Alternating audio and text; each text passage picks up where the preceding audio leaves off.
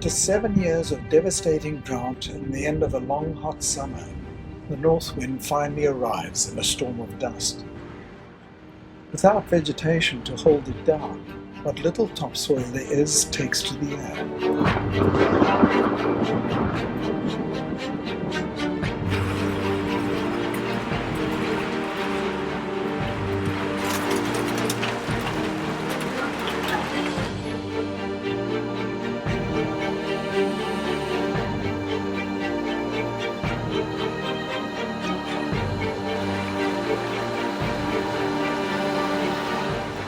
There's a saying around here that if you cannot stop a drop of rain where it falls, it inevitably lands up in the sea.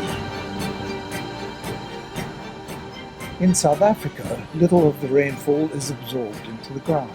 Most of it washes away.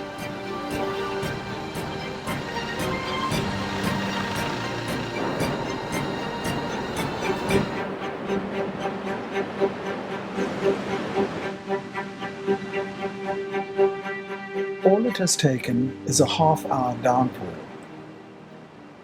Het die hele los hooggrond weggespoeld. Maar ons is dankbaar. Elke bietjie help. Ons is dankbaar. Die droogte is gebreek. Hy sal oorgaan.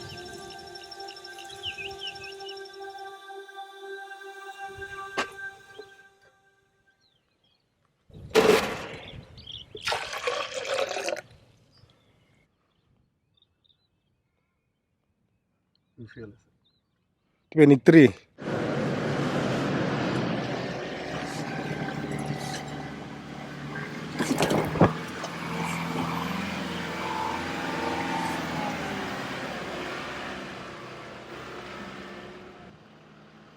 As jy goeie reën kry in 'n seisoen, dan moet jy goeie opvolgreën hê om jou veld te groei, en dit is wat ons nie gekry het nie. En ons hoop dat die reën tydperk nou nie weer te lank weg gaan bly nie, sodat ons grond goed nat bly, die plante begin groei, dat ons weer 'n reën kry, dat die worteltjies kan sterker maak om 'n gevestigde pol te maak, en nie net 'n graslooitjie nie, maar dat ons 'n polletjie kan kry.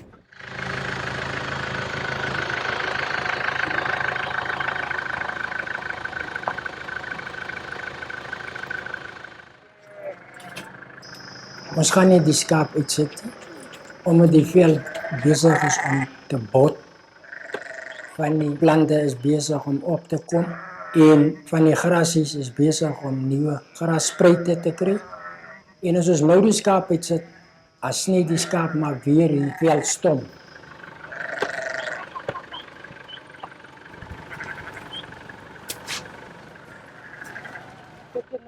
The period of follow-up rains that everyone hoped for has been forthcoming.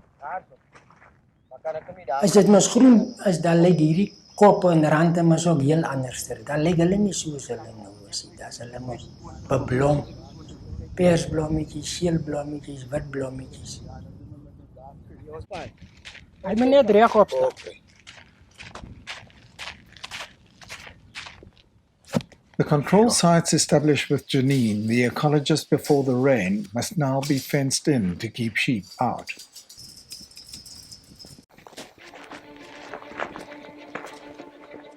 Oral begin het toe nie nou al lewe die veld. Hier staan 'n heel klompie bymekaar. Kol wat op asfalt, hy begin raak al weer groen. Hierdie gras wat mens ook gelyk is dood. Hierdie is sulke droë stukkies, maar kyk, daar is groen. Dat wys die veld is nie dood nie. Hy is net droog.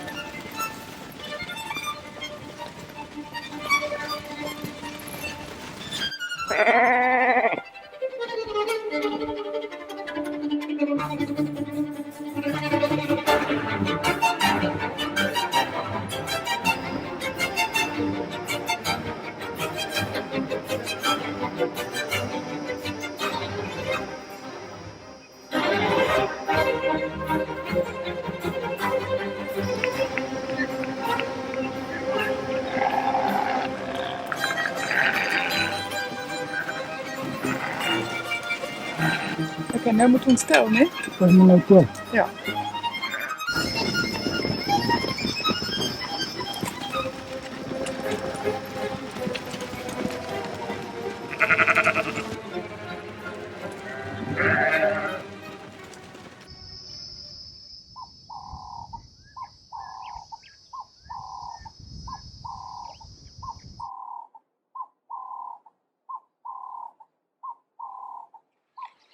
Justin Dutoy, the agricultural scientist, is back again to photograph the changes. This is the first of our sites. I took about 45 sites in total across the farm. That was in October last year. That was, what, three going on 4 months ago.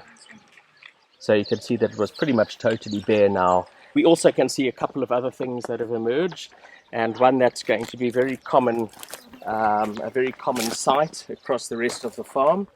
And in fact, this area in general is this, which is Schmittia, and that is a annual grass, very, very fast growing. It would have come up, it would have germinated a few weeks ago, and that's going to set seed and deposit that seed, and that's its life cycle completed. Annual grasses like Schmittia helps the appearance of the veld, but they are not very palatable to livestock. Perennial grasses are better. It has quite a smell. If you smell it, it has that sort of, I don't know, almost sort of a horse sweaty smell in some ways. That's how, yeah, it sort of smells of a farm. It hits the salt bush about halfway up, it's like that. Just clips the corner of that tree. But there we have the two. It's a little bit dark, but there we have lined up. When I did the surveys a few months ago, I pretty much thought that all of the perennial grasses were dead. Perennial grasses like bushman grass are the sweet grasses that animals love to eat. They are often lost to overgrazing and to drought.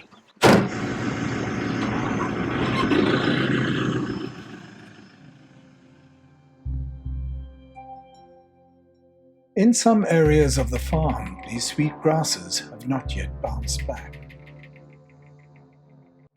It can take many, many, many years for perennial species to come back in. But here, they have already come back in within a few weeks, which is absolutely fantastic. Certainly for me, unexpected, and also some people I've chatted to have lived around here. They weren't certain if it was going to bounce back that quickly, but it has. The onset of the rains herald the lambing season, with most ewes giving birth to twins.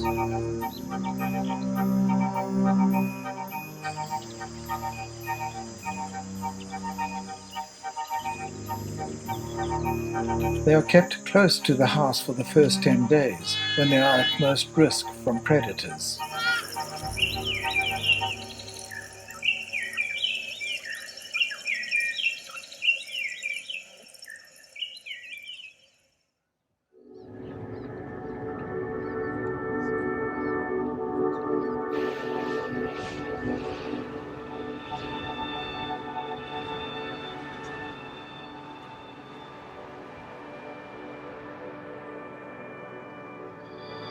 Some 600 kilometers east of Muriga's farm, Veronica, her daughter Michele, who is a development economist and farm manager Julian, have joined a course in regenerative farming. They are taken to a test site where no animals have grazed for years. Bare patches show the land is badly degraded. Hard capped soil, dead, dying, over-rested plants. There's just nothing. This is old Biltongbos, which is worth nothing. This is just dying a slow death.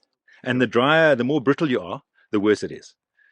So if you take the Northern Cape where you guys are, there are hundreds of thousands of hectares which are just regressing. And although because they're so brittle, the change is slow, but it's inexorable. It just keeps going. And you end up with, in many places of the world where you have those lichens, and that's kind of the last sign of life, because they're capping the soil. There's no oxygen transfer through the interface. There are absolutely no microbes under the soil. It's just sterile. That's the bad news. The good news is it can be fixed like that. Ja, dat is net fantastisch.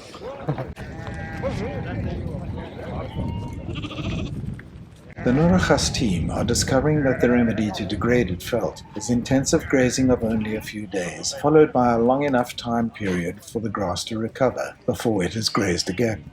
The hoof action of the animals breaks up the hard-capped ground, and their dung and urine fertilize it. It all adds up to what is called the herd effect that allows the rain to be absorbed and the grasses to grow.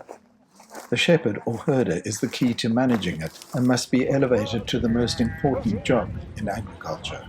Traditionally, we'll think it's the guy who's a bit slow, or he can do nothing else. He must go herd. It's exactly opposite.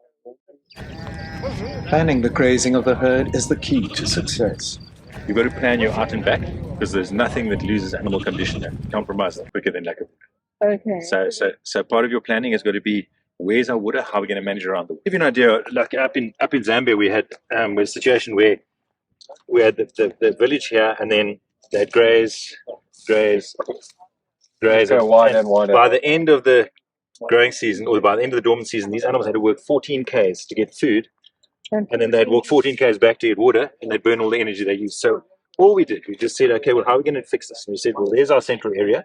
We'll graze there, then there, and there. Yeah. Just saying, okay, well, that's our grazing area. It's an imaginary camp. Yes. And you're just going out and coming back to Still a 14K walk, though. No.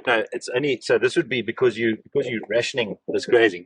You're going out maybe for a K or whatever, and you're dividing this up into little bits so that the animals can get grazing all the way. Out in the veld, the flock is kept safe overnight in a mobile kraal. The kraal is placed on bare patches and moved every few nights. When they come in here tonight, after they leave, it'll look like it does there on top. Yeah, look at that. There's another area that they've been. It's trampled completely. So once they open the gate, they move the camp. The animals will go out. Then they'll start following them with him and his dog. They'll follow, do whatever.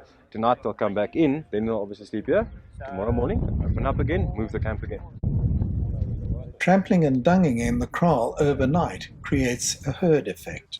The soil is healthy, the plant cover is amazing, and now we're going to ask the question, does herd effect work or doesn't it? They had just kraaled the animals here for 3 nights. I mean, it's unbelievable. You just can't argue with this.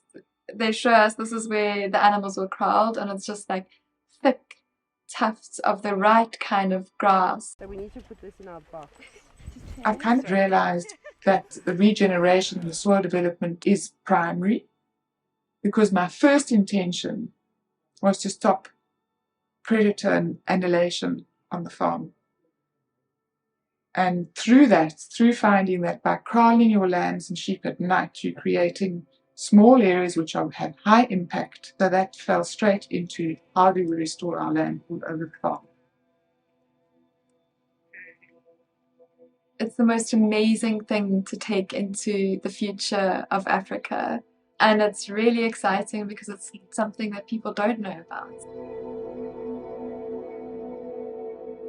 Looking over green grasslands, thinking, talking, not too much can go wrong.